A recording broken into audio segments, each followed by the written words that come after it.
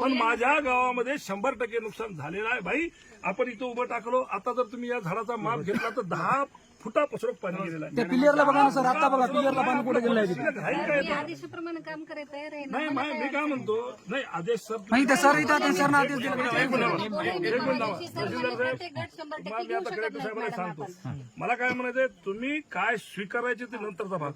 यांना ऍक्च्युअली जी परिस्थिती गावामध्ये आहे ते मांडू द्या. तुम्हाला त्याच्यात अधिकार नाही काय म्हणायचं.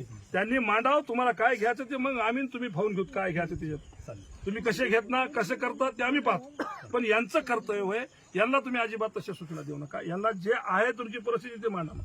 आणि यांना काय घरातून कोणाला, तुम्हाला नाही ना, यांना नाही ना, कोणाला द्यायचं नाही ना, सरकारला घरातून द्यायचं. आम्ही टॅक्स भरतो, सर्वसामान्य लोक टॅक्स भरतात. शेतकऱ्याला सुद्धा तुम्ही जीएसटी लावलेली आहे.